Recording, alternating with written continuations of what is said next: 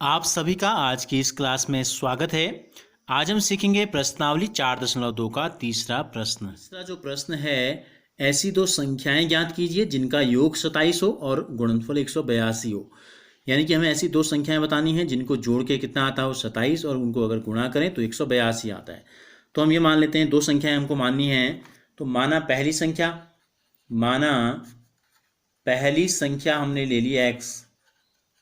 क्या ले ली? पहली संख्या हमने x ले ली। तो इसलिए दूसरी संख्या कितनी हो जाएगी? देखो, दोनों को जोड़ के हमको पता है कि दोनों का जो योगफल है वो आता है 27। दोनों का योगफल कितना है? 27। अगर पहली संख्या 1 हो और इसमें कितना जोड़ें कि 27 आ जाए? आप ऐसे समझो, दो संख्याओं को जोड़ के आता है 27। तो अगर एक संख्या 1 है तो दूसरी कितनी होगी? आप जल्दी से उत्तर निकाल लोगे, मन में बोलोगे 1 में 26 जोड़ेंगे तो 27 आ जाएगा। लेकिन हमें 26 निकालना कैसे है? इन दोनों की सहायता से निकालना है। हमको एक तो ये पता है और एक ये पता है। तो हम क्या करते हैं, 27 में से 1 घटाया तो यहाँ कितना आ गया? 27 ऋण 1 यानी कि 26 आ गया। अगर पहली संख्या x है और दोनों को जोड़ के 27 आता है तो दूसरी संख्या कितनी होगी? यहाँ पर 20 होगी। कैसे आएगा? 27 में से 7 घटाएंगे। तो इसी प्रकार पहली संख्या अगर x है तो दूसरी संख्या कितनी होगी? दोनों को जोड़ के 27 आता है तो 27 में से पहली संख्या घटा देंगे तो दूसरी संख्या आ जाएगी। प्रश्नानुसार प्रश्न क्या कहता है? इन दोनों का जो गुणनफल है, यानी कि पहली संख्या से जब हम गुणा करते हैं दूसरी संख्या को, तो गुणनफल जो आता है वो 182 182 आता है। गुणा कर देते हैं, x से 27 को गुणा करेंगे 27x हो जाएगा। यहाँ पर बीच में ऋण है तो x गुणा x की घात 2 हो गया बराबर 182। अब 182 को हम इधर लाते हैं तो ये हो जाएगा 27x ऋण x की घात 2 धन 182 दूसरी तरफ आएगा तो ऋण 182 बराबर 0 हो गया। अब हम क्या करते हैं, द्विघात समीकरण का जो मानक रूप होता है उसमें क्या लिखते हैं? सबसे पहले बड़ी घात वाले पद को लिखते हैं। तो बड़ी घात वाला पद क्या है? यहाँ ऋण x की घात 2। इसके आगे चिन्ह धन, ऋण नहीं है तो क्या होता है? धन होता है।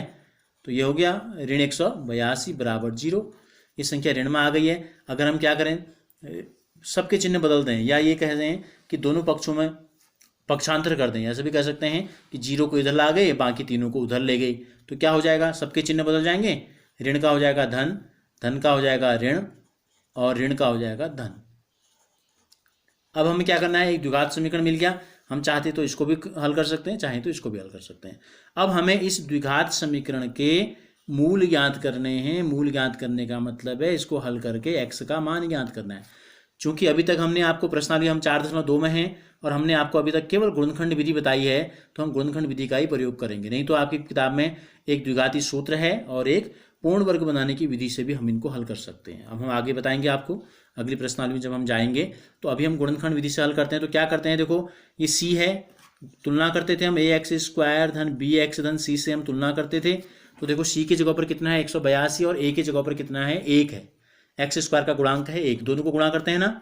हमने आपको बताया था a और c को गुणा करते हैं, a का मान 1 है, c का मान 182 है। तो कितना आया? 182 आया केवल। अब हम क्या करते हैं, 182 के गुणनखंड करते हैं। ऐसे दो टुकड़े हमें बनाने हैं 182 के, तो हम यहीं पर गुणनखंड कर लेते हैं। देखो ऐसे 2 से भाग दे देंगे। देखो 2 9 18 2 एकम 2, 7 का भाग जाता है, 7 एकम 7 और 7 3 21। कितना आया? 13 गुणा 7 गुणा 2।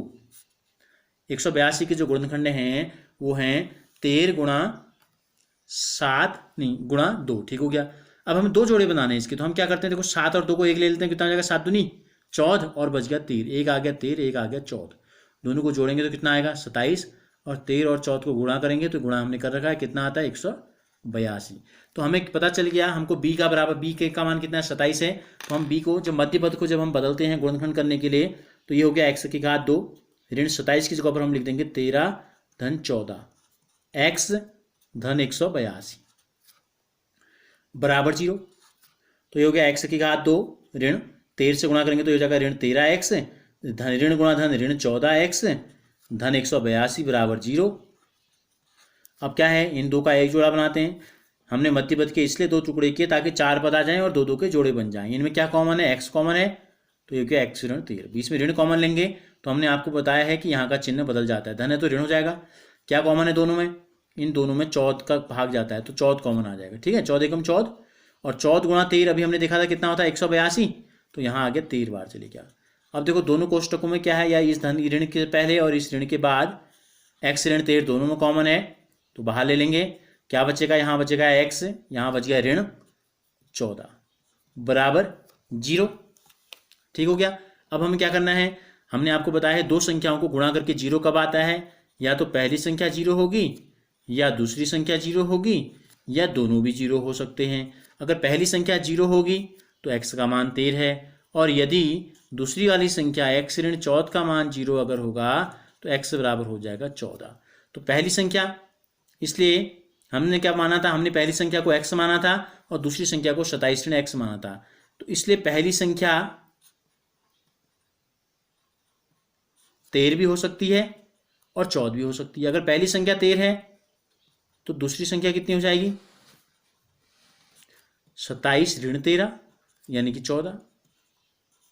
और अगर पहली संख्या 14 हो तो दूसरी संख्या 27 ऋण 14 बराबर 13 हो जाएगा। तो पहली संख्या 13 है तो दूसरी 14 होगी, और दूसरी, अगर पहली 14 है तो दूसरी हो जाएगी 13। अगर आपको ये वीडियो अच्छी लगी तो इसे लाइक ज़रूर कीजिए, और हमसे जुड़े रहने के लिए चैनल को सब्सक्राइब कर बेल आइकन को ज़रूर प्रेस कीजिए। और अगर आपने इससे पहले के वीडियोज़ नहीं देखे हैं तो जो आपको बॉक्स में क्लास 10 मैथ्स लिखा हुआ दिखाई दे रहा है, इस पर क्लिक कीजिए। अभी तक के सारे वीडियोज़ इसमें उपलब्ध हैं।